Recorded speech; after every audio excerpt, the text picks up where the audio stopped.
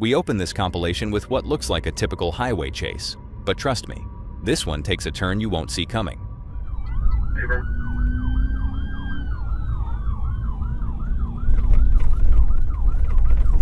Alright, 379 slowed down,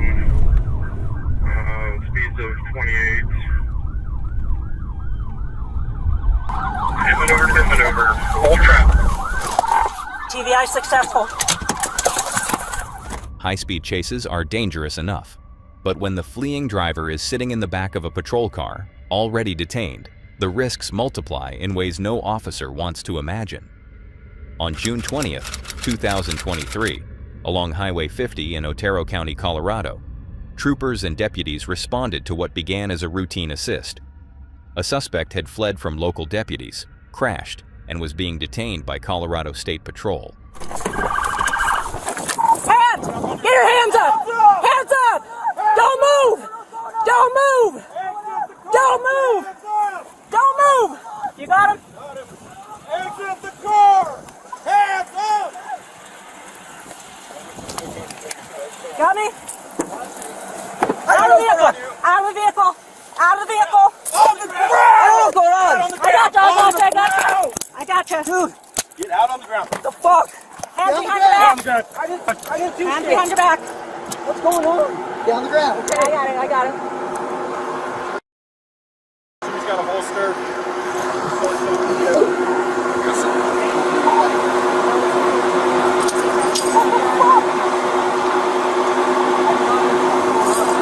Fuck. No. Sit in the car. Take your shoes. First, take your shoes off. Take your shoes off. Lift up. I don't know what the fuck's going on.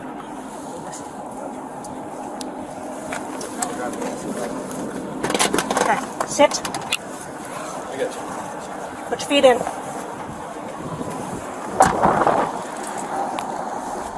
Officers believed the situation was contained. The man was searched, checked for weapons, and placed in the rear seat of a marked patrol car, hands cuffed behind his back. But moments later, everything unraveled. Basically for a pursuit. So it started with the crash. Yeah. That's the only reason we got involved. In It started Fowler? with the crash on Road 5. On Road 5. Oh, fuck. Fella, he just stole the patrol car. Fuck! Just stole the patrol car. Patrol car. I'm gonna stay with that.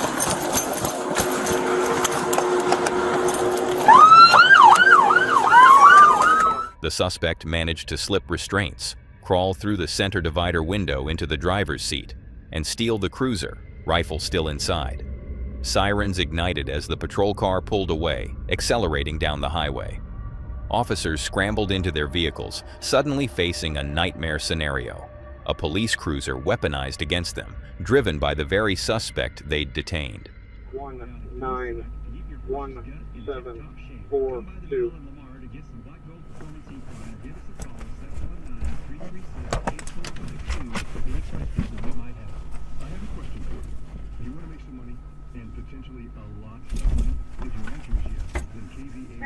I copy. Serial number, returning clear vote, no record.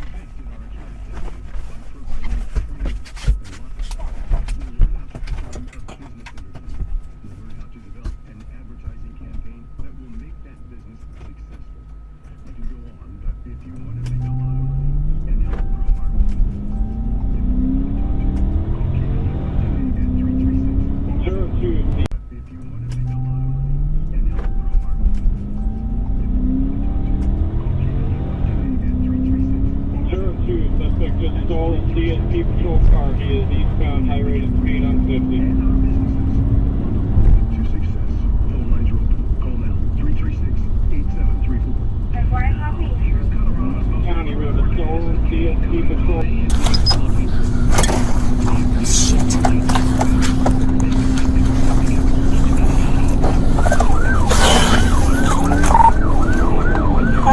Notified Bend County, we need stops just south for this vehicle. It is a marked patrol unit. Lights are activated.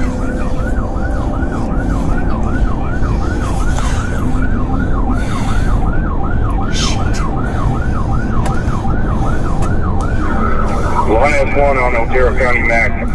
We're going to be trying to catch up to this vehicle. P14, which direction is that? Highway 50. We are eastbound 50 from La Junta. Seven, 22. I do not have eyes on him. There's 3 PD officers in front of me. I have 2 Charlie 3 on board. With lights activated and speeds climbing past 100 miles per hour, the chase tore across an open highway. Radio chatter filled with urgency, requests for stop sticks, warnings about cross traffic, and concerns about the rifle sitting unsecured inside the stolen cruiser. Troopers coordinated roadblocks while others laid spike strips ahead, knowing a wrong move could injure civilians or officers responding to assist. Mark's Charger is the one that was stolen. I'm in a gray unmarked. Mark's Charger. He's driving down the middle of the lane. Get stop sticks out. As many sets as you can get.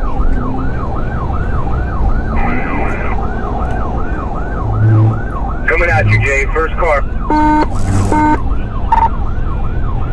Eastbound in the westbound lane. Eastbound in the westbound lane. 393. Coming up on stop sticks.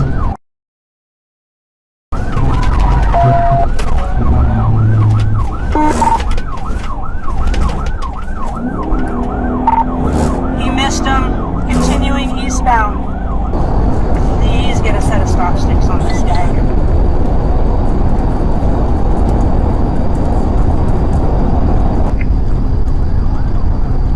Copy 1140.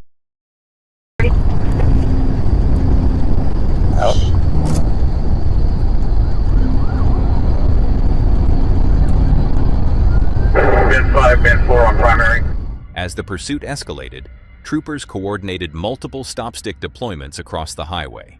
Time after time, the suspect swerved violently at the last second, slipping past each attempt, sometimes crossing into oncoming traffic to avoid them.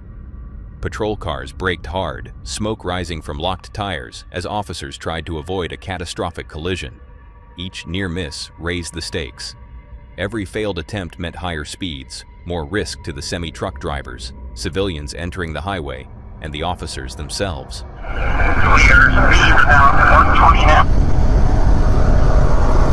Am I taking this? Is that what she said? No. You want me to take this? Okay. Switch, Candy. I don't have vehicle. Where's the keys? You got the keys in it? I don't have vehicle. Where's the keys? Good sticks. You got the keys in it? Good sticks. We got to take it.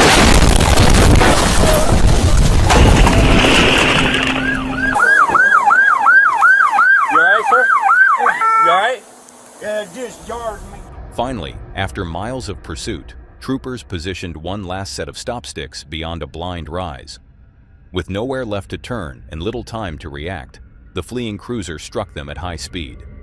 The patrol car lurched, tires shredding instantly, control slipping from the suspect's hands. The vehicle veered across the center line and slammed into a semi-truck, metal folding under the force of impact, sirens echoing across the empty stretch of highway. The collision was violent. Flames began licking upward from the engine compartment. Troopers rushed toward the wreck despite the fire, fuel, and fear of secondary ignition. Please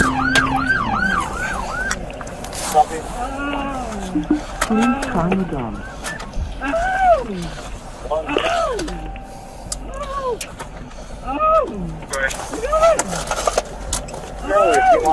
Calling the Alright, let's go. Purple 7, where were sticks activated? Purple check 5. We hit him at the 416. He hit the side of a semi. Hello? Hit the side of a semi. Copy. Hello? Oh, shit. Copy 1143. He flips the semi. How many? Is he still going? Negative. Hello?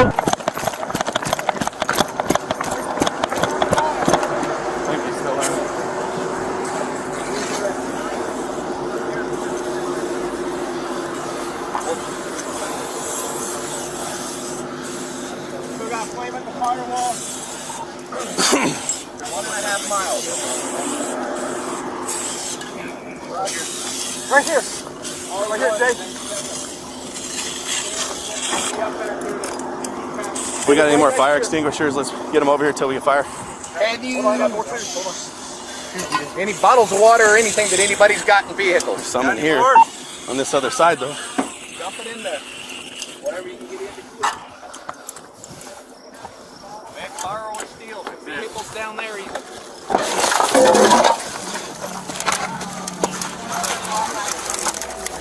He's alive. Hey.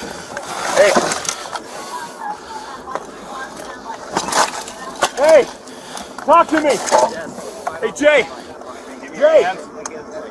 Oh, look, shot of 3. My truck in my tunnel belt. He is driver is conscious. You're gonna have to start moving, dude.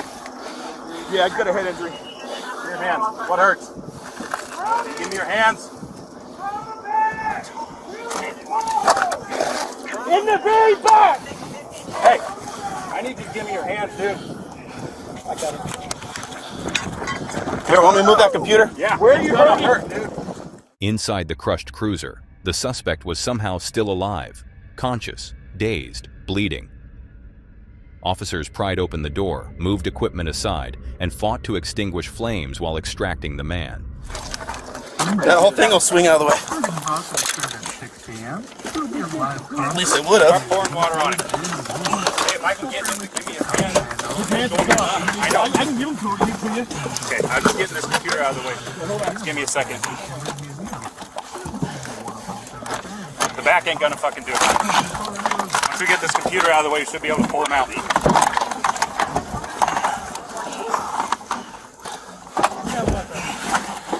you get it? Alright. Here, I'm pulling him out this way. Get in the firewall. See what it looks like from the inside in case you need something to shove up under the dash. Poke a hole in the cap with a knife, squirt up under the dash.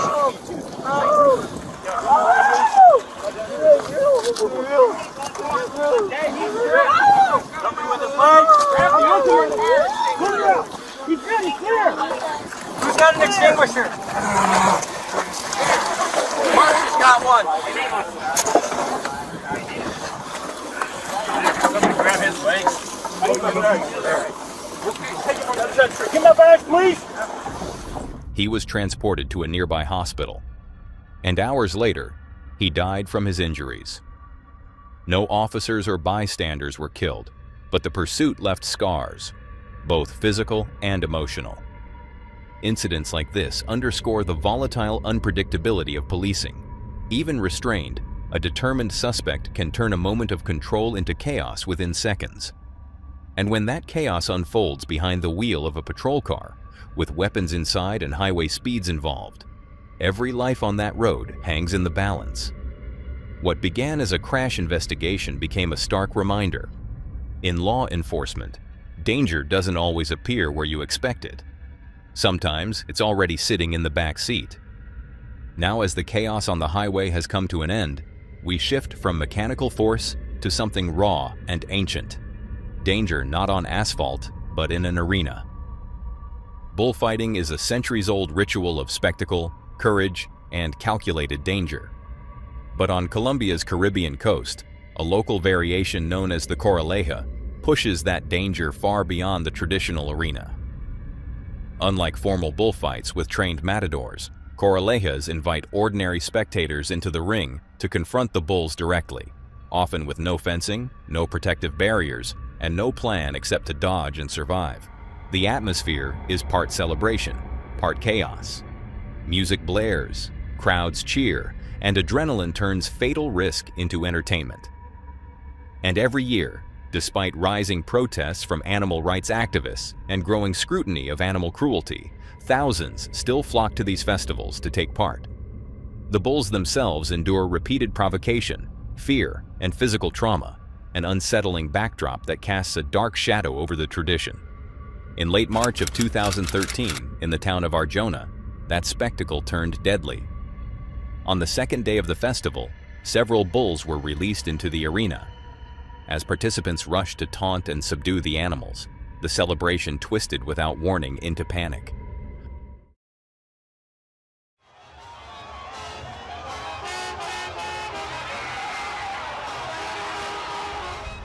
one bull charged a man named Daniel Cardona, a 46-year-old participant trying to maneuver alongside the animal. The bull's horn pierced his chest with such force that doctors said it reached his heart. He died almost instantly. Another man, gored minutes later, was rushed to a nearby hospital, but doctors could not save him either. Witnesses recalled the moment the crowd's cheers turned into screams. People scrambled over wooden railings as bulls barreled across the arena, tossing spectators into the dirt. Local medical teams reported that at least 15 more participants suffered serious injuries, some trampled, others pierced by horns or knocked unconscious. Unofficial estimates claimed the number of injured could be far higher. But beneath the chaos, another tragedy unfolded. The bulls, frantic and wounded, continued to charge blindly, driven not by aggression, but by fear and confusion. For many critics, scenes like these serve as painful reminders that the spectacle extracts a brutal toll on both human and animal lives. Despite multiple fatalities, the Corraleja resumed the following day, highlighting the tension between cultural heritage and the growing calls for reform. For the families grieving those lost, and for the animals forced back into the ring, the bright colors and blaring music masked a much harsher reality. That tradition can sometimes demand suffering, and celebration can slide into carnage with terrifying speed. A charging bull leaves no time to react, and neither does a rushing train. With that in mind, we head straight into this next horrific occurrence. Railway systems operate on rigid schedules, steel, speed, and momentum leaving little room for hesitation. Trains are unforgiving machines, and on August 26, 1991, that reality collided with a moment of human distraction in Downers Grove, Illinois. That afternoon, 41-year-old Mary Tosh Tilla, a mother of 3, walked alongside her lawyer near the Main Street station. They were discussing the emotional strain of her ongoing divorce proceedings, a turmoil heavy enough to drown out the world around her. Witnesses later reported she seemed distracted, glancing at documents as she approached the tracks.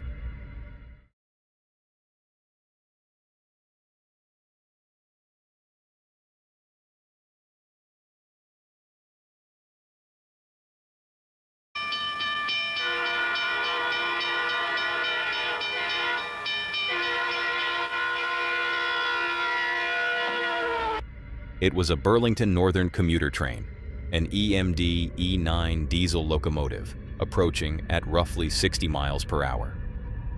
A horn sounded, signals flashed, commuters waited safely behind crossing arms.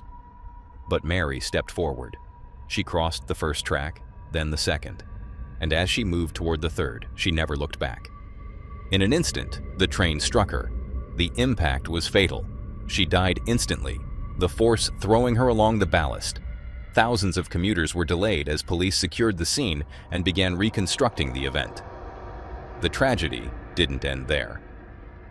To document exactly what happened, officers ordered the engineer to back the train down the line and reenact the approach.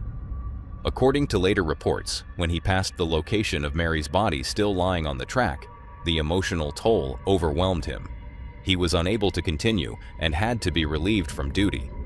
The entire accident, unplanned, unfiltered, was captured by a bystander filming trains that day, unaware they were about to record someone's final moments.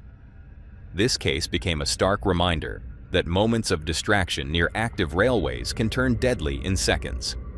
And while the headlines focused on delays and shock, the true weight of the tragedy lay with 3 children who lost their mother, and with the man whose routine shift turned into a lifelong trauma.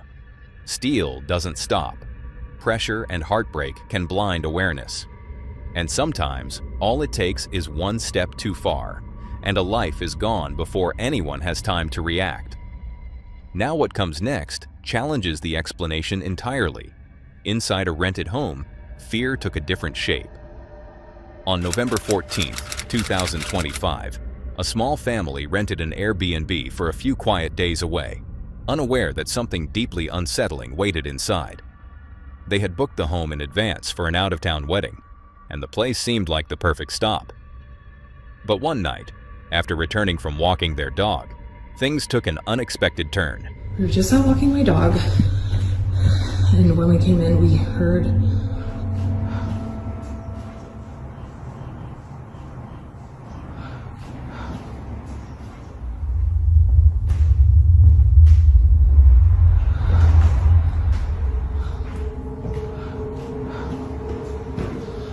Jesus Christ.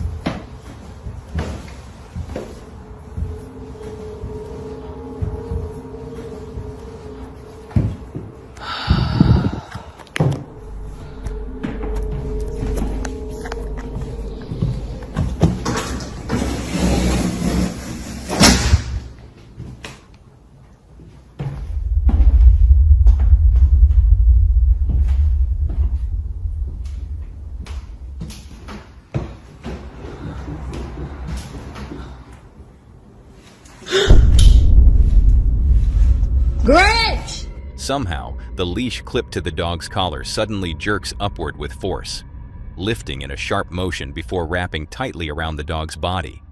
It snaps upward as though pulled by an invisible hand, but no one is seen near the staircase. That detail becomes disturbing when paired with the faint sound captured moments earlier. A sound suggesting someone, or something, was there right before the leash lifted. Sydney, who filmed the moment, was stunned. She immediately sent the clip to the Airbnb host, who was just as confused. But it wouldn't be the last strange recording. The next day, determined to see if anything would happen again, Sydney placed the leash back on the stairs. What she captured left her shaken. Okay, so this is the leash.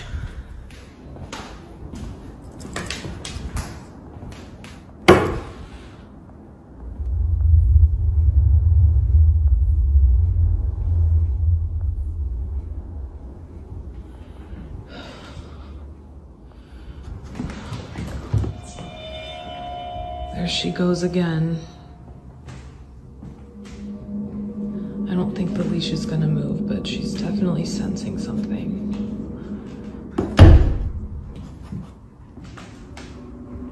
Every single day. Although the leash stays still this time, the dog reacts strangely. The moment the leash touches the steps, the dog begins sniffing and searching frantically, as if tracking something invisible. Yet nothing can be seen. Sydney checks under the rug and around the stair railings, trying to find a logical explanation. Still nothing. But there is one detail worth noticing, one that appears in multiple clips Sydney records. So I wanted to show you guys some footage of my dog with these stairs. So here's another clip that I got of her doing it, walk over and see her, and she was so locked into. If you look closely, Sydney's dog is always drawn to the same section of the staircase, always the lower or middle steps, never the top landing. That specific pattern is what makes Sydney pause and reconsider what she thought she understood about the situation. So I think I figured out why my dog just is always hanging out right here. So I just found a door back here. So I don't think that it's what's on the stairs. I tried to check, but the door is locked.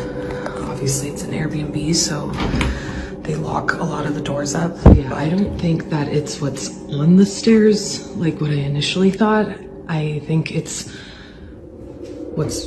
Because whatever the dog senses doesn't seem to be on the stairs. It seems to be below them. The space sits directly over a locked room. And as Sydney and her sister investigate, a chilling possibility forms. Perhaps it isn't the staircase drawing the dog, but something underneath it. Curious, the sisters walk down to the closed door that leads below. That's when another moment is caught on camera. So this is the switch.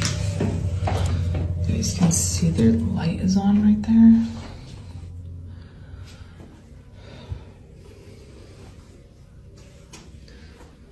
I wonder if...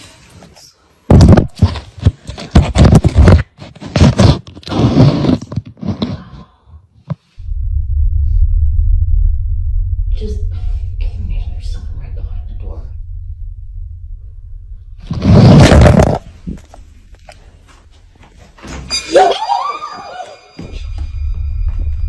Oh my god. Almost immediately after Sydney begins recording, the doorknob turns. No footsteps, no voices. Just a deliberate twist, as though someone is gripping the handle from the other side. Believing there might be another guest or maintenance worker inside, Sydney messages the Airbnb host and asks if anyone else is staying there. Sent the video to the landlord of the Airbnb, and hold on, let me turn asking, like, hey, is there someone else renting it out as well as us or what? Because basically he was like, no, you guys are the only ones that are in the Airbnb right now, like booked out for the week. They are the only guests booked for the week. Hearing that, Sydney rules out the possibility of someone trespassing. To her, a paranormal explanation seems less terrifying than the idea of a living stranger inside the locked room. Still, the doorknob's movement leaves her unsettled, especially since it continues happening intermittently throughout the night.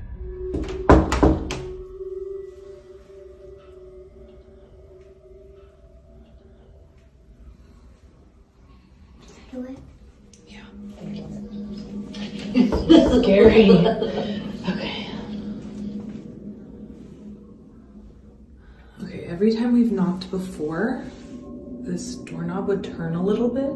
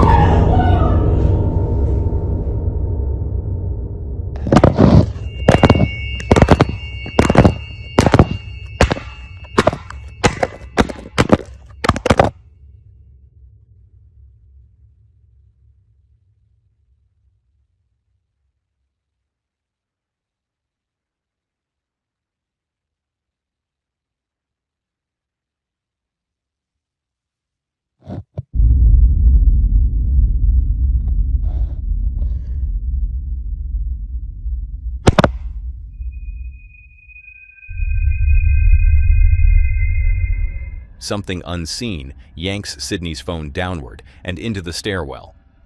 The device tumbles violently, landing face down. Reviewing the footage reveals something even stranger.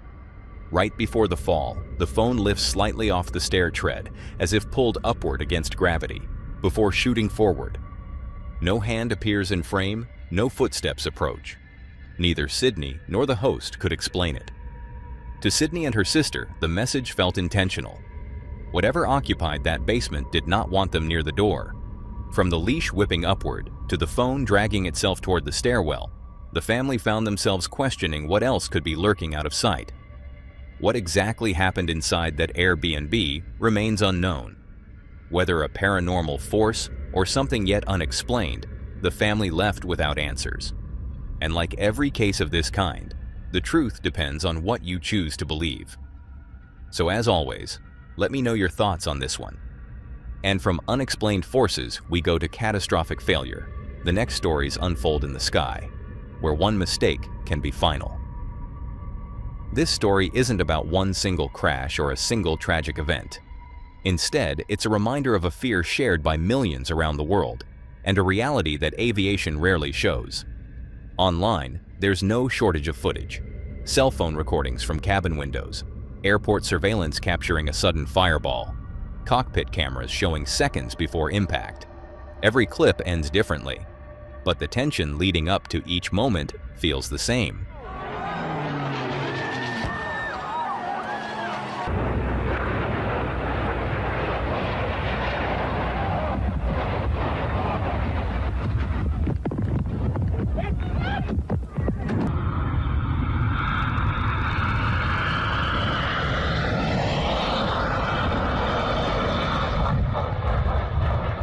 Despite how terrifying air disasters seem, tragic crashes are statistically rare. Commercial aviation remains one of the safest ways to travel, with millions of passengers landing safely every single day. But when something does go wrong in the air, it often goes horribly wrong. Unlike cars, trains, or ships, airplanes offer little chance of survival once control is lost. A single mechanical failure, a misjudged descent, unexpected weather, or a chain reaction of small mistakes can escalate in seconds, leaving pilots and passengers fighting physics at 500 miles per hour.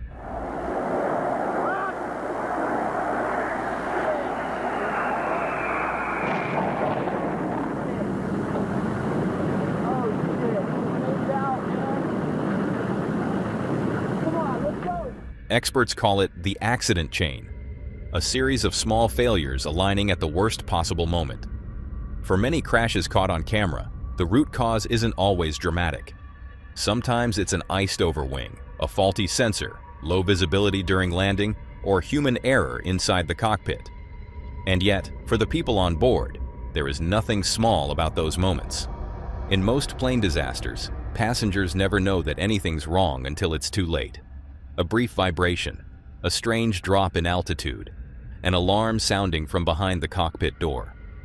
Then the final seconds, panic, force, and silence.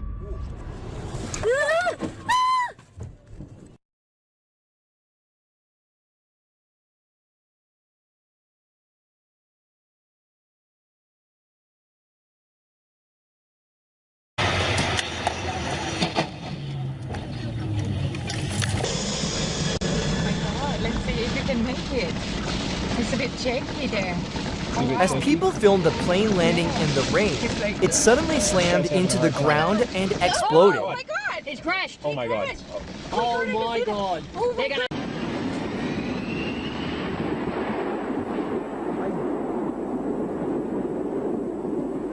Oh là là. Oh yeah! Oh no, oh no, oh no, oh no, oh no. It was climbing into the sky until the engines died. Within seconds, it plunged nose first and exploded in a fireball.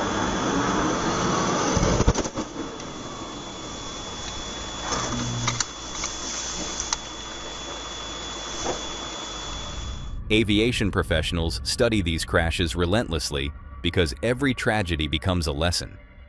Every piece of wreckage, every cockpit voice recording, every survivor testimony helps prevent another disaster. But the footage recorded by bystanders, cell phones pointed toward a runway or clouds, shows something different. It shows the fragility of control. It shows how quickly routine can turn into catastrophe.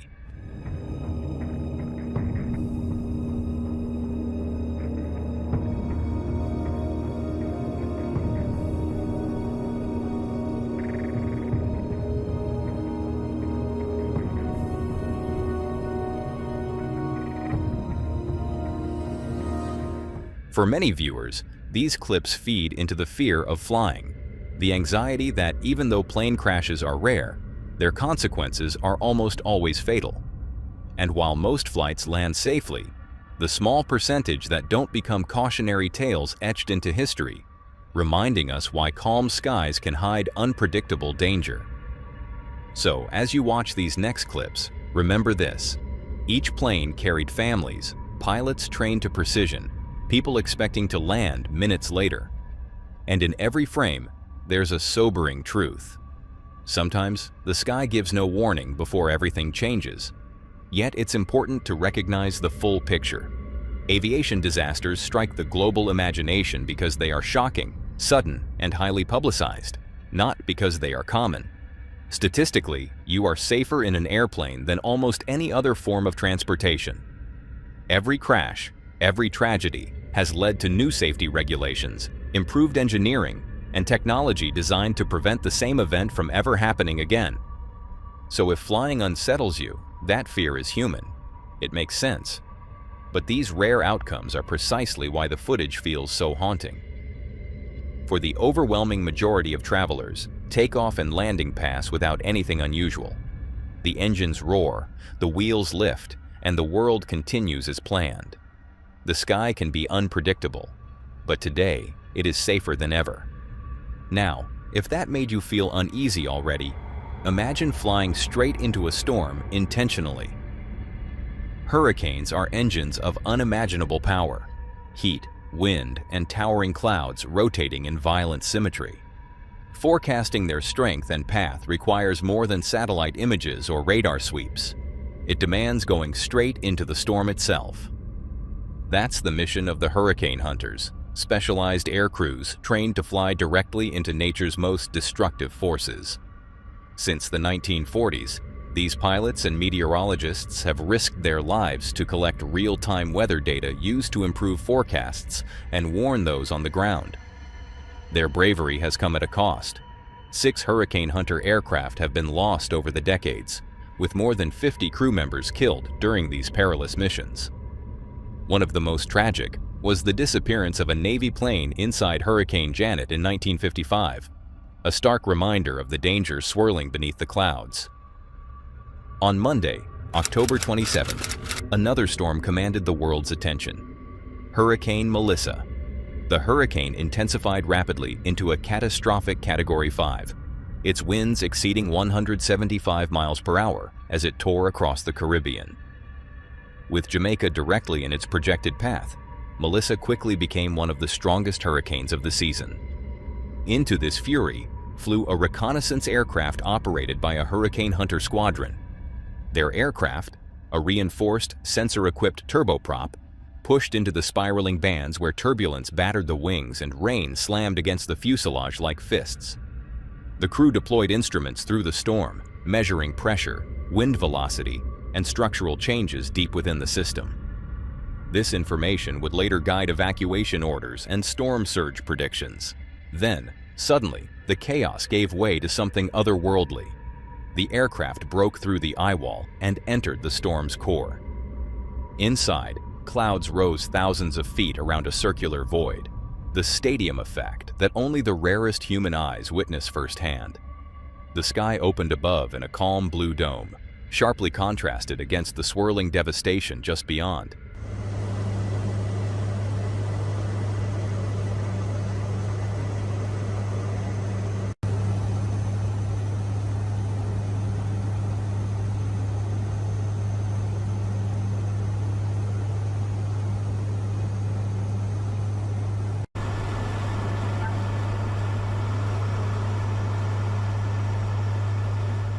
The crew filmed what they saw: unbelievable clarity, towering walls of cloud, and sunlight pouring into a silent arena carved out by violent physics.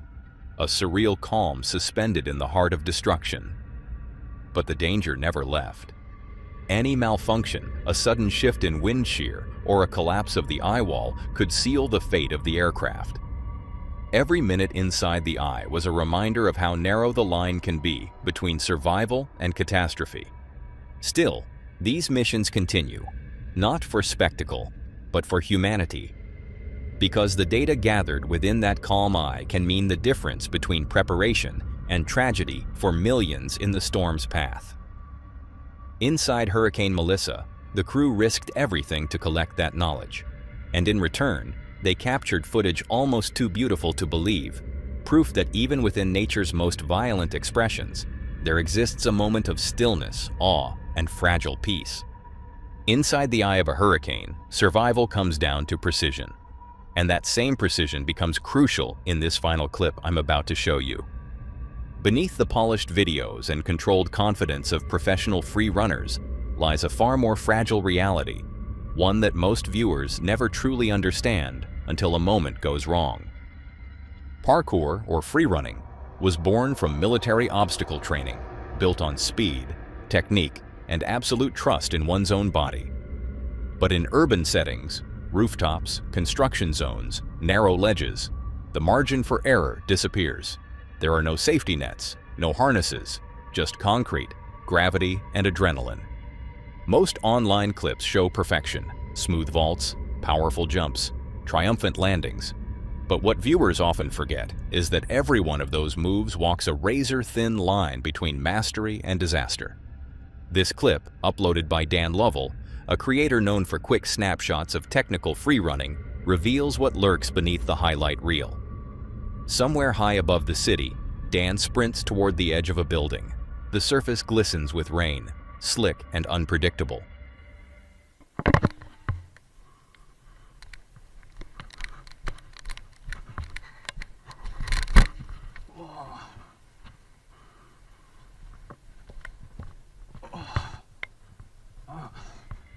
His foot slips. For a split second, his life seemed to be over. One mistake, one wet footprint, and gravity nearly wins. It's the fear every parkour athlete pushes past, and the danger that defines the sport. The human mind isn't built to dance on rooftop ledges or flip above unprotected drops. But that's what makes urban freerunning intoxicating for those who dare. The ability to stand face to face with danger and move anyway. Every stunt is calculated, every jump rehearsed, yet accidents remain inevitable. Because when skill meets unforgiving concrete, the stakes are final. A slip can end a career or a life. This footage doesn't glamorize the thrill. Instead, it exposes the brutal truth behind the rush. Parkour pushes the boundaries of human ability, and those boundaries push back. And as Dan struggles back to safety, chest heaving, palms trembling over the edge he nearly slipped past, you realize a chilling truth. This time, he made it back. But in this world, there's never a guarantee that every leap will end the same way. Now that was all for today, folks. If you enjoyed these horrifying clips, click to see more on the video on screen.